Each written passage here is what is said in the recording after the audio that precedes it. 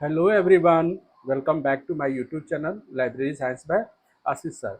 मैं आज आप लोगों को बिहार लाइब्रेरियन जो वैकेंसी एलईटी आने वाली है उससे रिलेटेड आपको तैयारी कराने जा रहा हूं और ये आपका कंप्लीट प्रैक्टिस सेट है। अब ये हमारा प्रैक्टिस सेट कंटिन्यू चलता रहेगा और इसमें मैं आपको एमसीक्यू के साथ साथ उसका डिस्क्रिप्टिव भी नॉलेज देता जाऊंगा हर एक क्वेश्चन का। इससे क्या हो जाएगा कि आप क्वेश्चन को तो समझ ही पाएंगे, दूसरे बात उसका डिस्क्रिप्टिव भी आंसर उसको भी समझ पाएंगे कि उसका आंसर क्यों हो रहा है या क्या उसके पीछे क्या ये तर्क है, तो उसको भी हम लोग समझेंगे हर एक क्वेश्चन का। और उम्मीद है आपको अच्छा लगेगा और अपना लाइक कमेंट और शेयर जरूर कीजिए और सब्सक्राइब अगर नहीं किए हैं तो सब्सक्राइब भी कर लीजिए। उससे क्या होगा कि अगर आप जो भी हमारी रिसेंट लेटेस्ट वीडियो आएगी आपको नोटिफिकेशन मिलता रहेगा। तो ठीक है, हम लोग फिर आगे कंटिन्यू करते हैं। और चलिए तो फिर हम लोग नेक्स्ट आते हैं। देखिए आज हम लोग कंप्लीट क्या किए हैं, Bihar library exam 2025 practice set expected MCQ. ये आने वाले हो सकता है कि आपको एग्जाम में क्वेश्चन मिले, ये मेरी संभावना है। जो मैंने इसको बनाया है ये संभावना है, मेरी उम्मीद है कि आपको क्वेश्चन मिलेगा ही मिलेगा।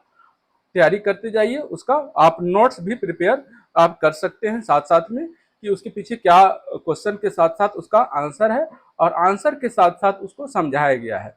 तो चलिए हमारा नेक्स्ट क्वेश्चन है कि पुस्तकालय में किस प्रकार की पुस्तकों की छटाई की जाती है। तो यहाँ पर देखिएगा कि जैसे है पुस्तकालय में किस प्रकार की पुस्तकों की छटाई की जाती है। तो what type of books should be sorted in the library या weeded out of the library. देखिए यहाँ पर होता है कि सॉर्टेड या वीडेड। वो वीडेड मतलब मैंने आपको एक अपने प्लेलिस्ट में जाकर के देख सकते हैं कि वीडेड आउट क्या होता है। कि अगर पुस्तकालय में नई पुस्तकों को आना है, पुरानी पुस्तकों का अगर यूज नहीं हो रहा है, रिसेंट एडिशन नहीं है, सुपर सीडेड जिसका होता है सुपर सीडेड एडिशन मतलब बैक एडिशन है, तो उसका अगर यूज नहीं है तो हम लोग क्या करते हैं, उसको लाइब्रेरी से सॉर्ट आउट करते हैं या सॉर्टेड करते हैं या विद आउट करते हैं उसको। तो ये हमारा क्वेश्चन क्या है कि पुस्तकालय में किस प्रकार की पुस्तकों की छटाई की जानी चाहिए। तो ऑप्शन क्या है, पहला है superseded edition, thesaurus, dictionary और आपका थिसॉरस, डिक्शनरी और इंसाइक्लोपीडिया। देखिए इंसाइक्लोपीडिया तो हमारा किसका कलेक्शन है, रेफरेंस का कलेक्शन है। डिक्शनरी रेफरेंस का कलेक्शन है, ये विदाउट नहीं होता है, सॉर्ट आउट नहीं होता है, सॉर्टेड नहीं होता है। थिसॉरस भी डिक्शनरी का ही है एज कंपेयर टू आपका डिक्शनरी। तो ये तीनों चीज विदाउट लाइब्रेरी से या सॉर्टेड नहीं होता है। तो ये क्या हमारा ऑप्शन क्या हो जाता है, सुपर सीडेड एडिशन मतलब जो बैक एडिशन है उसको हम लोग लाइब्रेरी से क्या करते हैं, सॉर्ट आउट कर देते हैं या विडेड आउट कर देते हैं, बाहर कर देते हैं। उसके जगह पर नई बुक्स को आना है, इसी कारण से उसको सुपर सीडेड एडिशन जो होती है उसको लाइब्रेरी से हम लोग हटा देते हैं और उसको छटाई कर देते हैं उसको। नेक्स्ट क्वेश्चन है हमारा कि लाइब्रेरी ऑफ कांग्रेस वर्गीकरण प्रणाली मानव ज्ञान को कितने पार्ट्स में डिवाइड करता है।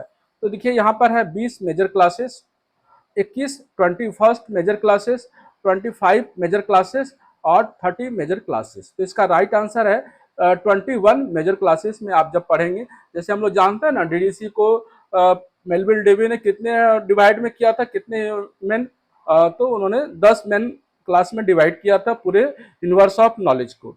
उसी तरह यूडीसी में लाइब्रेरी ऑफ कांग्रेस क्लासिफिकेशन में क्या है कि 21 मेजर क्लासेस टोटल है इसमें। नेक्स्ट क्वेश्चन है हमारा, देखिए निम्नलिखित में कौन सा ओपन सोर्स सॉफ्टवेयर है। देखिए ओपन सोर्स सॉफ्टवेयर क्या होता है कि easy to use, easy to customise, easy to install, ठीक है, इसी को बोलते हैं। और ये फ्रीली अवेलेबल है सभी के लिए, ओपन एक्सेस है, इसी कारण से ये ओपन सोर्स सॉफ्टवेयर है। तो लाइब्रेरी में कौन कौन सा सॉफ्टवेयर है, जैसे ई ग्रंथालय का नाम सुना होगा आपने, ये ओपन सोर्स सॉफ्टवेयर नहीं है, ये एनआईसी प्रोवाइड करती है इसको। आप इजी टू इसको इंस्टॉल नहीं कर सकते हैं विदाउट एनी परमिशन या विदाउट एनी रिक्वेस्ट। इसके बाद सोल 2.0 ये इम्प्लीमेंट प्रोवाइड करती है, सोल अभी आ गया है रिसेंट 3.0, उसको भी हम लोग तो मान के चलिए कि हमारा सोल भी जो है वो ओपन सोर्स सॉफ्टवेयर नहीं है। फिर कोहा, कोहा भी हमारा क्या है, एक ओपन सोर्स सॉफ्टवेयर है। और लिप्सिस, लिप्सिस जो है ये ओपन सोर्स सॉफ्टवेयर नहीं है, ये प्रोप्राइटरी सॉफ्टवेयर है, ये आपको परचेज करना पड़ता है, सोल को भी परचेज करना पड़ता है और ई ग्रंथालय तो आपको रिक्वेस्ट करना पड़ता है एनआईसी को, तभी ये आपको मिल पाती है। तो इसमें आंसर, राइट आंसर क्या हो जाएगा हमारा? कुहा। नेक्स्ट क्वेश्चन पे आते हैं कि भारत में LIS मतलब लाइब्रेरी इंफॉर्मेशन साइंस में एमफिल और पीएचडी शुरू करने वाला पहला विश्वविद्यालय कौन था? ठीक है, तो राइट आंसर इसमें क्या हो जाएगा कि एमफिल और पीएचडी शुरू करने वाला university of Delhi. University of Delhi ने, चलिए इसका डिस्क्रिप्शन को अभी हम लोग समझ लेते हैं। तो दिल्ली विश्वविद्यालय भारत में पुस्तकालय और सूचना विज्ञान में एमफिल और पीएचडी कार्यक्रम शुरू करने वाला पहला संस्थान था। इसके पुस्तकालय विज्ञान विभाग ने एमफिल की शुरुआत की। कार्यक्रम की शुरुआत 1977 में हुई और तथा 1957 में इस क्षेत्र में प्रथम पीएचडी प्रदान की गई। दिल्ली विश्वविद्यालय में उपलब्धियां 1946 में देश में पहली बार पुस्तकालय विज्ञान विभाग की स्थापना हुई थी। यहाँ पर कार्यक्रम स्थापना की गई। 1947 में पुस्तकालय विज्ञान में प्रथम स्नातकोत्तर पीजी डिप्लोमा, ठीक है, शुरू किया गया। 1957 में डेटाबेस SR राव के मार्गदर्शन में उन्हें LIS में प्रथम पीएचडी उपाधि दी गई। तो फर्स्ट पीएचडी होल्डर कौन थे? Doctor DB Krishna Rao. कब उनको मिली थी? 1957 में मिली थी। फिर 1977 में एमफिल पुस्तकालय एवं सूचना विज्ञान में कार्यक्रम शुरू किया गया। एमफिल कब स्टार्ट किया गया था? तो 1977 में, जो मैंने यहाँ पर एमफिल की शुरुआत कब हुई थी? 1977 में शुरुआत हुई थी। चलिए नेक्स्ट आते हैं। ब्रिटिश भारत में पहला और सबसे पुराना विश्वविद्यालय कहाँ स्थापित किया गया था? तो ब्रिटिश भारत में सबसे पहला कहाँ स्थापित किया गया? यूनिवर्सिटी ऑफ कलकत्ता में, ठीक है। तो ब्रिटिश भारत में क्या क्वेश्चन है कि ब्रिटिश भारत में पहला और सबसे पुराना विश्वविद्यालय पुस्तकालय कहाँ स्थापित किया गया? तो right answer is university of Calcutta. चलिए इसको डिस्क्रिप्शन में समझते हैं कि ब्रिटिश भारत में पहला और सबसे पुराना विश्वविद्यालय पुस्तकालय कोलकाता में स्थापित किया गया था, जिसकी उत्पत्ति 1869 में एक परोपकारी व्यक्ति के दान और 1872 में एक भवन निर्माण से जुड़ी हुई है, जिससे यह 1857 में स्थापित 3 आधुनिक विश्वविद्यालयों में सबसे पुराना बन गया। अब देखिए 1857 में कौन कौन से यूनिवर्सिटी स्टैब्लिश हुई थी? तो 1857 में भारत में स्थापित 3 विश्वविद्यालय थे, कोलकाता विश्वविद्यालय, Bombay university and Madras university. इन संस्थानों को लंदन विश्वविद्यालय के मॉडल के अनुसार स्थापित किया गया था और वुड के डिस्पैच के बाद, वुड्स डिस्पैच एक पढ़िएगा, एक घोषणा पत्र था कि उसके बाद स्थापित किया गया था, जिसमें उच्च शिक्षा में शिक्षा की प्राथमिक भाषा के रूप में अंग्रेजी की सिफारिश की गई थी। तो यहाँ पर आप इसको क्वेश्चन के साथ इसका डिस्क्रिप्शन को भी नोट कर सकते हैं या आप चाहे तो पढ़ सकते हैं, बार बार पढ़िए, इससे क्या हो जाएगा, आपको क्वेश्चन याद हो जाएगा। चलिए नेक्स्ट क्वेश्चन पे आते हैं। डॉक्टर निहार रंजन रॉय संबंधित थे। डॉक्टर निहार रंजन किससे संबंधित थे? तो application of Ranganathan rules to the web, first professionally qualified university librarian in India, he introduced DDC and ACR2 rules for the first time in India. फिर first librarian of the imperial library. देखिए यहाँ पर एक समझना होगा कि first professionally qualified librarian in India कौन थे? ये आपके डॉक्टर SR रंगनाथन थे, जो मद्रास यूनिवर्सिटी में ज्वाइन किए थे। ये याद कर लीजिएगा कि first professionally qualified university librarian कौन थे? Doctor SR Ranganathan. इसके बाद यहाँ पर राइट आंसर जो क्या होगा वो ही इंट्रोड्यूस्ड, डॉक्टर निहार रंजन रॉय ने क्या किया था? इंट्रोड्यूस किया था DDC and ACR2 rules for the first time in India. एक क्वेश्चन आपसे बन सकता है कि DDC एंड ACR2 को, इसको उल्टा करके भी आपसे क्वेश्चन पूछा जा सकता है कि who introduced DDC and ACR2 rules first in India. तो आपको आंसर क्या करना है? डॉक्टर निहार रंजन रॉय, या अगर ऐसा भी दे सकता है कि doctor Nihar Ranjan Roy was associated with, तो ये आपको याद कर लेना होगा कि है introduced DDC and ACR2 rules for the first time in India. इसके बाद first librarian of the imperial library, तो यहाँ पर इसका राइट आंसर क्या होगा? ये भी क्वेश्चन का आप समझ लीजिएगा कि first librarian of the imperial library कौन था? जॉन मैकफार्लेन। इसके बाद आफ्टर इंडिपेंडेंस नेशनल लाइब्रेरी को कौन थे लाइब्रेरियन? डॉक्टर BS केशवन, ठीक है। तो BS Keshavan was the first librarian of the national library of India, ठीक है। तो यहाँ एक क्वेश्चन के साथ हम लोग 2-3 क्वेश्चन का भी समझ लेते हैं, ताकि आप एक क्वेश्चन के साथ साथ 3-4 क्वेश्चन भी तैयारी कर लीजिए। नेक्स्ट क्वेश्चन पे आते हैं। फिर विश्वविद्यालय विज्ञान का पूर्ण विभाग स्थापित करने वाला पहला विश्वविद्यालय कौन था? तो विश्वविद्यालय विज्ञान का देखिए यहाँ पर क्या होगा, दिल्ली विश्वविद्यालय ने 1946 में पुस्तकालय विज्ञान का पूर्ण विभाग स्थापित करने वाला पहला विश्वविद्यालय था, जिसने 1947 में पुस्तकालय विज्ञान में स्नातकोत्तर डिप्लोमा यानी पीजी डिप्लोमा इसके बाद में मास्टर कार्यक्रम के रूप में विकसित किया गया। डॉक्टर एस आर रंगनाथन और अन्य की मदद से स्थापित यह विभाग भारत में पुस्तकालय और सूचना विज्ञान का अग्रणी केंद्र बन गया। तो इसका राइट आंसर क्या हो जाएगा? दिल्ली यूनिवर्सिटी। देखिए विश्व पुस्तकालय विज्ञान का पूर्ण विभाग स्थापित करने वाला कौन था विश्वविद्यालय? तो दिल्ली यूनिवर्सिटी था। नेक्स्ट क्वेश्चन पे आते हैं।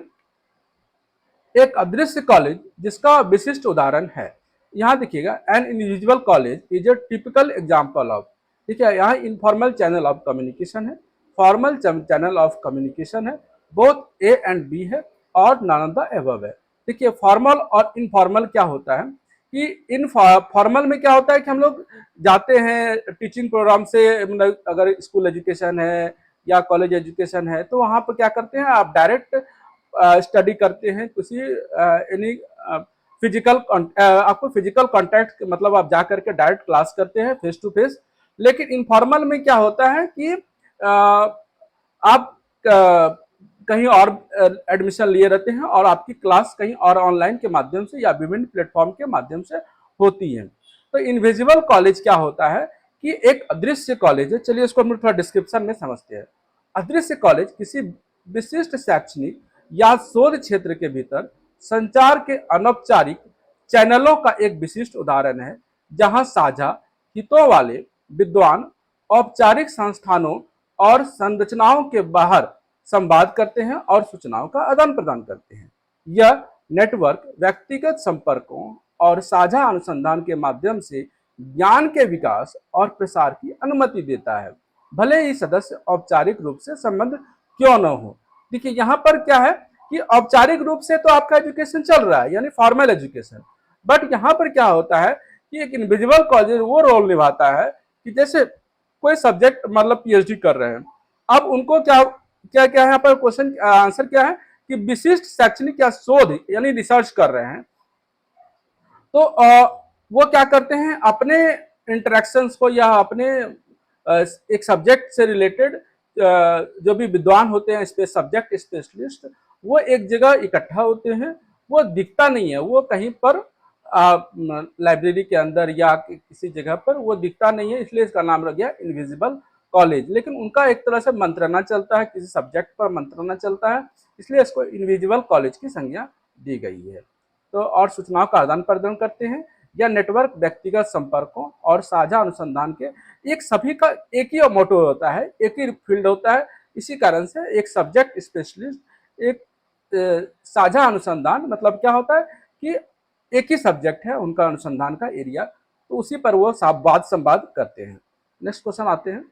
भारत में कौन सी राष्ट्रीय एजेंसी आईएसबीएन निर्दिष्ट कर रही है? आईएसबीएन देखिए आप प्रत्येक बुक में देखेंगे कि पीछे में बारकोड के तरह लाइनिंग किया हुआ, वहां पर आईएसबीएन लिखा रहता है।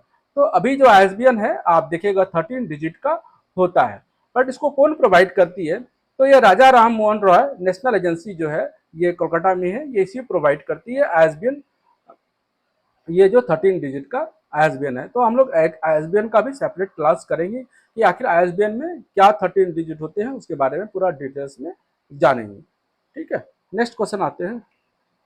इस डॉक और निस्कॉम का विलय कर दिया गया है, अब इसे किस नाम से जाना जाता है? तो यहाँ पर है डेलनेट, निस्केयर, डेसीडॉक और नेस्डॉक। तो इसका राइट आंसर है निस्केयर। निस्केयर के बारे में मैंने अपने प्लेलिस्ट में डाला है।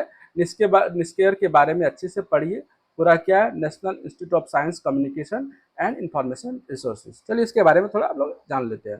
भारतीय राष्ट्रीय वैज्ञानिक प्रलेखन केंद्र और राष्ट्रीय विज्ञान संचार संस्थान के विलय के बाद नए संस्थान को राष्ट्रीय विज्ञान संचार और सूचना संसाधन संस्थान निस्केयर INISCI निस्केयर के रूप में जाना जाता है। यह विलय वैज्ञानिक और तकनीकी जानकारी के बेहतर प्रसार के लिए वैज्ञानिक और औद्योगिक अनुसंधान परिषद CSIR के तहत 30 सितंबर 2002 में हुआ था। तो निस्कियर कब बना था? 30 सितंबर 2002 में। किसको मर्ज करके बना था? तो यहाँ पर है इंसडॉक और निस्कॉम, निस्कॉम दोनों को मर्ज करके निस्कियर कब बना था? तो 30 सितंबर 2002 को बना था। तो अब हमारा क्या है कि आपको ये कंप्लीट हो जाता है। अब जितना मैंने 10 क्वेश्चन कराया, 10 क्वेश्चन के बाद आपको इसके बारे में बहुत डिटेल्स में भी कोशिश किया है कि आपको नॉलेज देने का, ताकि आप तैयारी तो कर ही रहे हैं, उसके साथ साथ आप डायरेक्ट आंसर अगर आप याद करते हैं तो भूलने की संभावना होती है, लेकिन अगर आप उसका डिस्क्रिप्टिव वे में समझ लेते हैं तो आपको भूलने की संभावना बहुत कम हो जाती है और इससे आपका एग्जाम अच्छा जाएगा। तो हमारा जो अब एमसीक्यू प्रैक्टिस सेट ये आज 1 मैंने दिया है, फिर नेक्स्ट हमारा फिर एमसीक्यू प्रैक्टिस सेट आएगा 2। उसी तरह ये कंटिन्यू चलता रहेगा। जो भी बिहार लाइब्रेरियन की तैयारी कर रहे हैं सभी के लिए काफ़ी हेल्पफुल होगा। उम्मीद है कि आपको मेरे द्वारा जो पढ़ाया गया है वो काफ़ी आपके एग्जाम में आए, और मैं तो कहूँगा कि 10 का 10 क्वेश्चन ही आ जाए, तो इससे क्या होगा कि आपका 10 क्वेश्चन तो तैयार ही हो जाएगा, मतलब एग्जाम तो आप अच्छे से कर पाएंगे। तो उम्मीद है कि अच्छा क्वेश्चन इससे टच करेगा, और आगे भी हमारी वीडियो कंटिन्यू रहेगी ताकि आपका तैयारी अच्छे से हो जाए। एलईटी आने वाली है, तैयारी अच्छे से करें। ठीक है, फिर नेक्स्ट वीडियो में फिर मिलते हैं नई इन्फॉर्मेशन के साथ, एमसीक्यू प्रैक्टिस सेट के 2 के साथ। तब तक के लिए धन्यवाद। और जो भी लोग चैनल से जुड़े हैं, अगर चैनल को सब्सक्राइब नहीं किए हैं सब्सक्राइब कर लीजिए, लाइक शेयर जरूर कीजिए। Thank you, have a nice day.